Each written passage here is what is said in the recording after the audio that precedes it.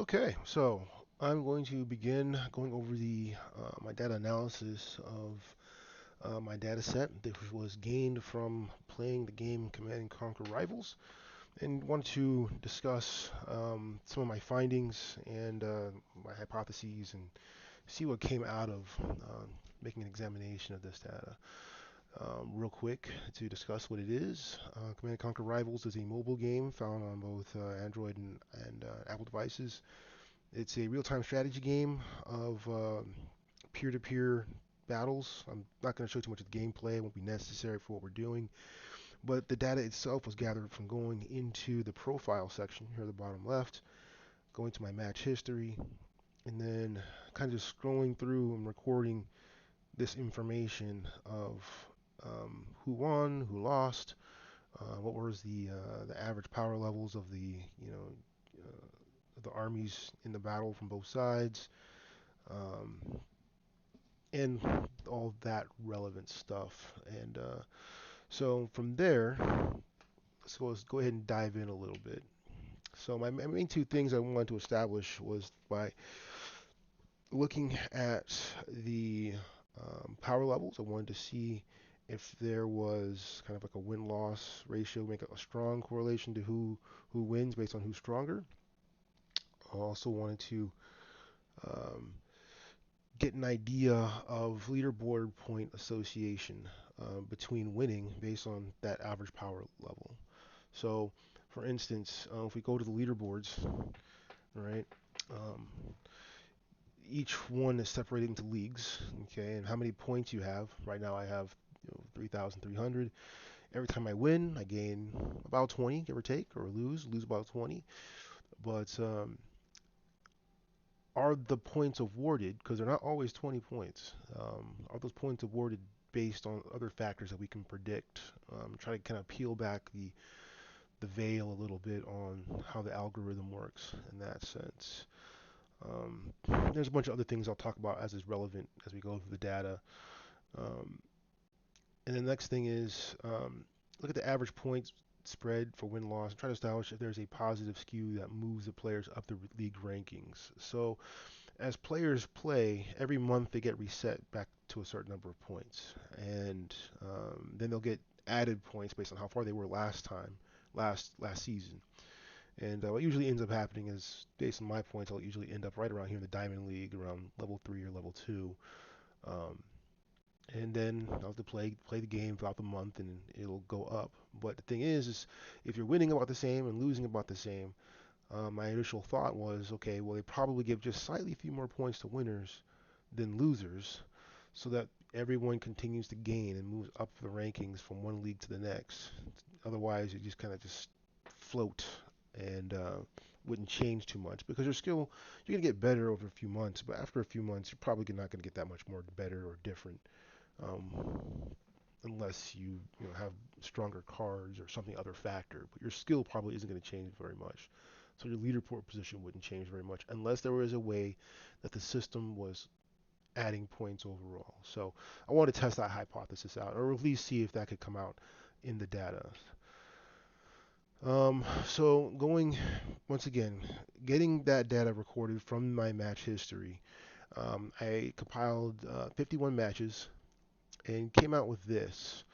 That for all of those games, these represent my wins and the number of points I gained on the leaderboard for those wins, the points lost on the leaderboard for those losses, and you've got a couple of outliers. You have three games here that were losses, so they kind of do belong grouped up in here, but they kind of don't because of the way they deal with it. Um, if you lose to a player that, that is considered much stronger than you, either because their average power level on their army is much stronger, or because they're further up on the leaderboard and they just happen to match you up.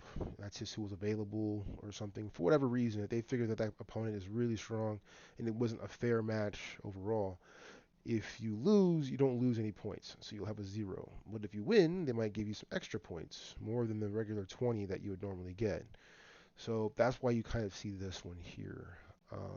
This is kind of the spread. And taking that information, I decided to put it into a couple of histograms.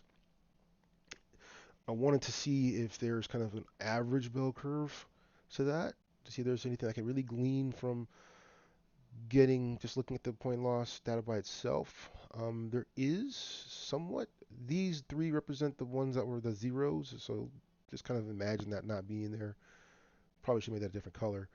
But this represents the bell curve of all the positives and the negatives kind of compiled upon themselves. So you do see that main thing where the computer kind of just stays with win loss 20 points. And it seems to be the default value. If it seems like if it's a fair game, then your win loss is 20 points. But you do get more or less. And the idea is what? Why is that?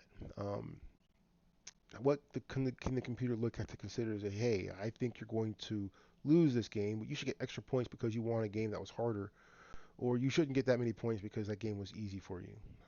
So um, that's what I kind of wanted to look at there. Now, putting those into a box plot kind of made something a little obvious and interesting to me. Now, I was immediately surprised at how very similar the positive point values given for wins was very similar to negative point values for losses. Now, my win-loss ratio is pretty high, generally speaking. There's a couple of reasons for that, but generally I win. For every game I lose, I win 2 games. So there's more data to be given on this side of the house anyway. But you can see that standard deviation is pretty similar. The mean value is pretty similar. The mode and the median come together at 20. So 20 is definitely the uh, most popular value that the algorithm or the game will award for wins or losses. But I was also very surprised that there wasn't a slightly positive skew. In fact, if anything, you might get the idea that it's slightly negative, just a little bit negative compared to how many positive values, which kind of made me think again about how that would work. Because once again, going back to the leaderboards, throughout the month, there's this constant shift. I mean, I'd go from about, let's just say 2,700 points, and usually get to around 3,700 points, give or take. About 1,000 points over the course of a month. Um, how is that being brought in, all those positive values? And after thinking about it, I kind of came to the conclusion there is this thing that happens every time you get into a new league. There's various leagues for skill levels all the way down, from the bottom where it's just iron's just kind of training, but bronze, silver, gold, whatever. But every time you enter into a new league, you can't fall out of that league. So if I get enough points, so let's say I'm down here in Diamond League and I get enough points to 3,100, I'm gonna be in Master League. But if I lose a game and I've got like let's say I've only got 3,110 points, well I might lose those 10 points, but I won't lose down to you know 3090 and put me back into Diamond League. It'll just put me down just right there back at the very bottom of Master League. So those 10 points that would have been lost don't get lost. So what I've basically figured out is that as players play the game, and this is part of the whole meta, that those points that are not taken away for losing around the bottom of their leagues are in a sense an addition of points that are added to the whole bucket of points to everyone's pocket as they move up the league, so to speak. And it also helps kind of explain why things get a little bit more difficult between the one and the jump, really, at this level here. But generally speaking, I think that's where the points are kind of pouring in that it's kind of like a false negative. Kind of like how in electricity, how an absence of an electron acts like a positive. It's not that there's a positron there. It's that there's a lack of an electron. Likewise, it's not that there's adding points to the system, it's that they're not taking away points that would balance it out from the negative games that would play. That being said, with me getting a little bit more negative, I also think maybe could lean to the idea that perhaps um, there are times when the computer thinks that I should have won anyway. Because even though it might have a really good estimation of who's going to win and whose skill level, it still tries to match you as close as possible within the leagues. Like if you're in, if you're on the level 2 in the Master League, you're probably gonna get most of your games with level twos, maybe a few level threes, not very much level ones to get to the top, and then start seeing more level ones or still mostly level twos. It really tries to match people up close to their ranking levels. So I'm thinking that maybe there might be a slight skew there in terms of what the computer thinks I can play at, but that's kind of hard to say with just this much data. It would probably need a lot more since those things are so closely related.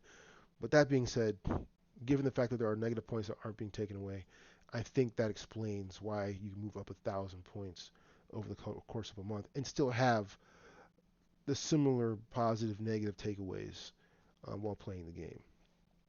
Um, Going on to unit level spread, and here I took all of my games and I calculated out the average point difference.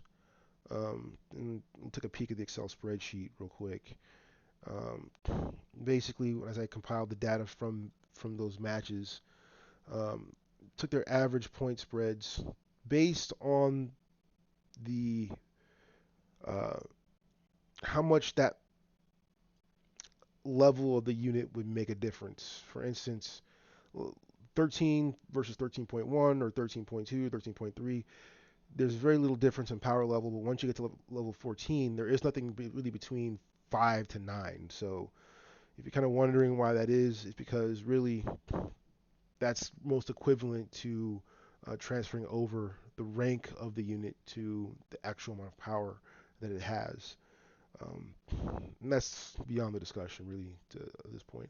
But basically, take the average of the winner, the average of the loser, and that difference gives me that point level spread. And since I'm arranging it by winner and loser, not by me and somebody else, like for instance, I'm a loser here. Basically, whenever you see a negative, you're seeing a loss. So on this particular histogram, you're seeing the losses and the wins. And this particular column represents all of the ones where the point levels are even. In each particular level, there's a unit cap for that power levels. So since all of my units are at level cap, um, it's not you're not going to have very many people up above me. It's going to be a lot of even matches for people who have been playing a long time, who already reached that level cap. So um, that being said, we can kind of see a tendency for that any kind of level difference does play towards a win difference for whoever's on top. There's only very few. Let me go back here. Sorry, very few losses here. There's only about four, and the rest of these are wins. And I don't have the exact number. I have to look it up, but these are all very much a power level difference makes a very, very strong predictor of who's going to win based on that factor alone. So the next thing I wanted to do was kind of put these two data points together. Put together the power level spread and the point gain loss spread. So with that, we go to a histogram. Sorry, the scatter plot. And on this scatter plot, we have kind of misleading data. You do see what would think like, oh, we have a strong, correlation here of a upward slope on the scale, but this is not really the case for a couple of reasons, and we're going to kind of talk through why this data was reformed to give a more truthful output. Um, so looking at this is the raw look of putting the power level difference.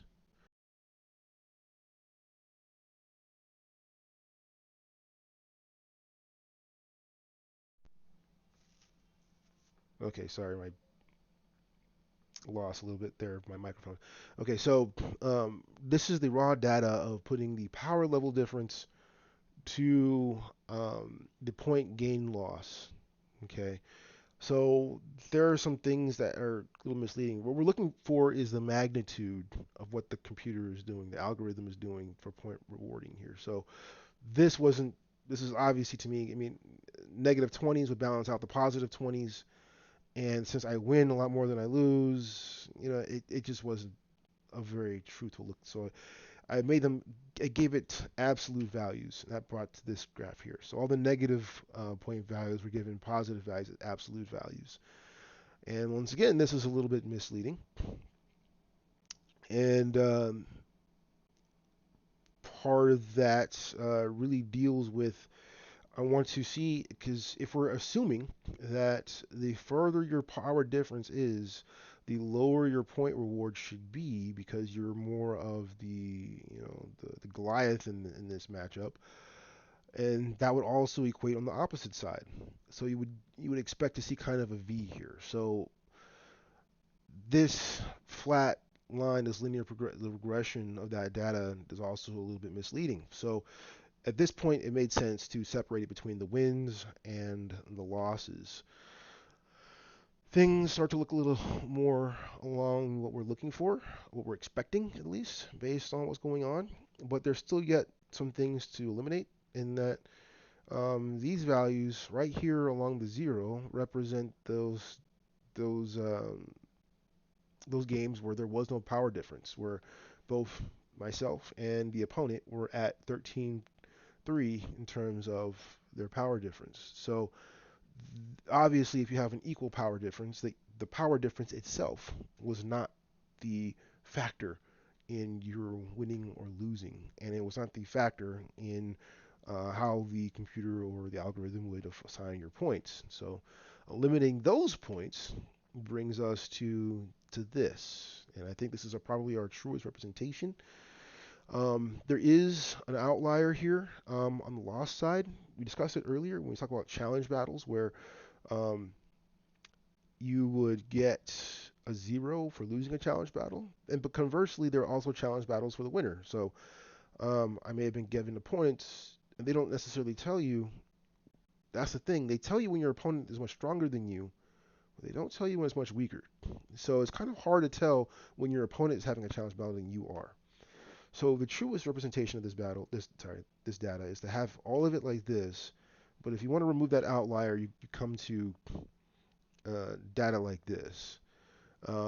So there's two ways of looking at it, but you kind of don't know. So which ones are challenged on the win side? So I'm just going to keep it um, with this data here on the loss side. Now here we do see a particular slope in our linear regression. We have I believe a decent amount of correlation. The thing is that now with so many games that have been removed because they were even, you kind of get to the situation where I do kind of wonder about sampling error. Um, we only have about 5 observations here on this side, on the loss side. And while there's a decent number, I would say on this side, I would really, if I was trying to find an actual um, correlation or some sort of conclusion to this, I would definitely say that for me at least, I'd probably want to play 4 times as many games, but I don't have time for that right now, um, or at least take data for a longer period of time to get all that together. Um, but that being said, with all of the data cleaned up, absolute values put in place, the games with no point difference removed, we do see that there's this correlation of fewer point values, fewer points awarded for being the stronger guy, and fewer points taken away from being the weaker guy. That being said as well, because we do see so many, the mode being 20, so many of these games 1, 2, 3, 4, 5, 6, 7, and then 3 more on the loss side, 10 games out of here, being just straight awarded 20. I kind of wonder if there is something where these games aren't even taking into that information into consideration. They're just kind of saying, okay, you guys are right there, both at 3,300. We're just going to consider this game even because you guys have played the same, right? Roll to really close. I don't know. It's kind of hard to separate that out. Um, but that would be the appearance. Um, my conclusion really is that the going through the process of the analysis of the data gives that linear progression, gives that idea that it supports the hypothesis that I have. But once again, um, because there are those situations where a lot of the data had to be thrown out because it didn't was irrelevant with even point data, and there's a lot of these games that the computer does give 20. It either gives or take away is 20. That it's kind of hard to say that necessarily that this is a consideration in every game. On the average, in the meta, I believe we can say that it is at least somewhat of a consideration. But from game to game, individually, I don't believe that this is something that's always happening. Um, so, given all that, and given all those conclusions, I think that's where we can leave it at. Um, Definitely, my two questions I think were answered. It really, as much as I think about this game and kind of come across with some intelligent hypotheses, the box plot bringing me back to kind of rethinking how those points were added to the system in the leaderboards was nice to see and think about.